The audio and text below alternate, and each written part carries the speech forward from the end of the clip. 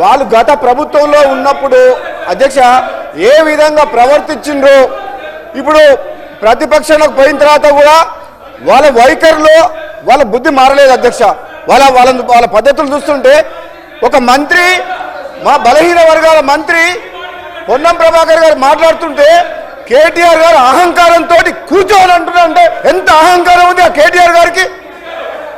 తెలంగాణ ప్రజలు చెంపచెల్లు కనిపించే మీకు జవాబిచ్చుతారు కూడా కేటీఆర్ వైఖరిలో మార్పు రాలేదంటే ఆ రాచరిక పాలనకు వద్దనే తెలంగాణ ప్రజలు మార్పు కోసం అని చెప్పి వాళ్ళు అక్కడ పంపించిండ్రు, అయినా బుద్ధి రాలేదు. అధ్యక్ష నేను ఒక విషయం చెప్తా. మన కడియం సిఆర్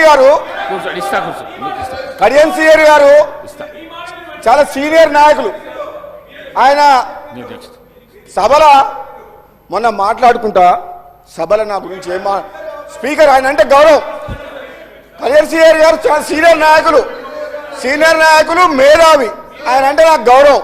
మొన్న సభలో నా గురించి ఏం మాట్లాడతాడు, నీకు మంత్రి వచ్చేది ఓ మంత్రి వచ్చేది లేదు సచ్చేది లేదా అన్నాడు. అధ్యక్ష అంత సీనియర్ నాయకుడిని ఒక మాట్లాడుతున్నా మీ ద్వారా ఏమడుతున్నా అంటే అదే నాకు వస్తుందా రాదా, మా ప్రభుత్వం ఉంది, అది ముఖ్యమంత్రి అధిష్టానం నిర్ణయం తీసుకుంటుంది, అది వదిలేయండి, అది కళ్యాణ్ సిఆర్ గారు, అది మీ చేతిలో లేదు నా చేతుల్లో లేదు.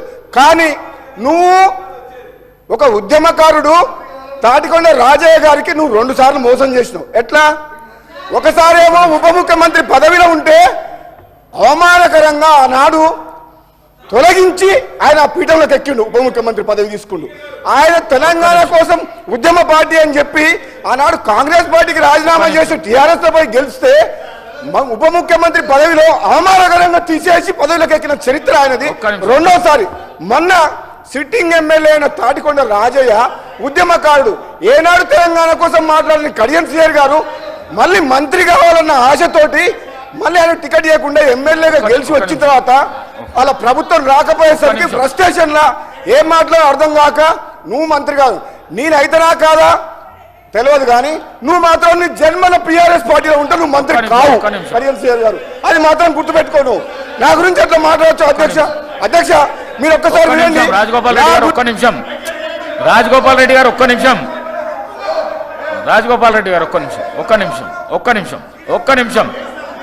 ప్లీజ్ ఒక్క నిమిషం.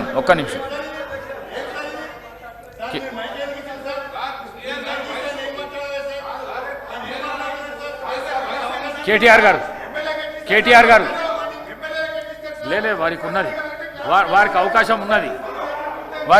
ఉన్నది. కేటీఆర్ గారు మాట్లాడండి. స్పీకర్ సార్, నేను మీ ప్లేస్లలో పోయి కూర్చోండి. శ్రీయర్ సార్ మీ ప్లేస్లలో పోయి సార్ ప్లీజ్. వారి పేరు కూడా తీసుకున్నారు, వారికి కూడా ఇవ్వండి సార్. కడియం సిఆర్ గారు పేరు తీసుకున్నారు, వారికి కూడా ఇవ్వండి. స్పీకర్ గారు ప్లీజ్ ముందు దయచేసి మీకు విజ్ఞప్తి సార్, మీరంటే మాకు అపారమైన గౌరవం ఉంది. స్పీకర్ గారు, గౌరవనీయులు పెద్దలు, మీరంటే మాకు అపారమైన గౌరవం ఉంది.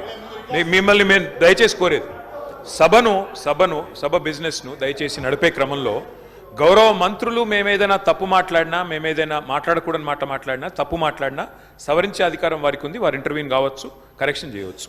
కానీ దయచేసి తమరిని కోరేది, ఇక్కడ ప్రతిపక్షంలో మేము 39 మంది ప్రధాన ప్రతిపక్షంలో ఉన్నాం, వాళ్ళు 64 మంది ఉన్నారు. మరి వారికేమో సభ్యులు లేచినా మీరు సమయం ఇస్తున్నారు, వారు వ్యక్తిగతంగా దూషించినా, నోటికొచ్చినట్టు మాట్లాడినా మీరు కనీసం మళ్ళీ మాకు అవకాశం కూడా ఇవ్వట్లేదు. మొదలు డిమాండ్ సార్, దయచేసి కడియం శ్రీహరి గారి పట్ల వారు చేసిన అనుచిత వ్యాఖ్యలను తొలగించండి రికార్డుల నుంచి, దయచేసి వారిని ఉపసంహరించుకోమని చెప్పి కూడా నా విజ్ఞప్తి నెంబర్ 1. రెండవది సార్, వారు ఉప ముఖ్యమంత్రిగా పనిచేసిన పెద్దలు, దాదాపు 15 ఏళ్లు మంత్రిగా పనిచేసిన సీనియర్ నాయకులు, గౌరవనీయులు పెద్దలు కడియం శ్రీహరి గారి పట్ల వాళ్ళ రాజగోపాల్ రెడ్డి గారు చేసిన వ్యాఖ్యలు సబబు కాదు సార్, దాన్ని దయచేసి తొలగించాలి రికార్డుల నుంచి అనేది నెంబర్ వన్ సార్. రెండవది రాజగోపాల్, మీరు కూడా ఒకటి సార్ ఒక విషయం మాకు క్లియర్గా చెప్పండి. మా సభ్యులు లేచి అడిగితే మరి సభ్యులకైతే ఒకటే హక్కు ఉంటుంది సార్, అందరి సభ్యులకు 119 మంది సభ్యులకు ఒకటే రకమైన హక్కు ఉంటుంది. మా సభ్యులు అడిగితేనేమో మైకు రావడం లేదు, మరి వాళ్ళ అవతల వైపు ట్రెజరీ బెంచెస్ లోంచి సభ్యులు అడిగినా మైక్ ఇస్తున్నారు, ఎప్పుడు అడిగినా మైక్ ఇస్తున్నారు, వాళ్ళని మాట్లాడమని మీరే మరి మోటివేట్ చేస్తున్నారు. దయచేసి నా విజ్ఞప్తి మీతోని, అందరు సభ్యులను ఒకటే ఘాటను ఒకటే పద్ధతిలో చూడాలి తప్ప ఈ రకంగా చూడడం ఇది భావ్యం కాదు కదా సార్. మీరు కూడా దయచేసి ఈ విషయంలో పునరాలోచించాలని విజ్ఞప్తి. ముందు రాజగోపాల్ రెడ్డి గారు మాట్లాడిన మాటలను దయచేసి మరి రికార్డుల నుంచి తొలగించాలని మిమ్మల్ని కోరుతా ఉన్నా అధ్యక్ష. వారు కూడా ఉపసంహరించుకుంటే వారి గౌరవం దక్కుతుంది.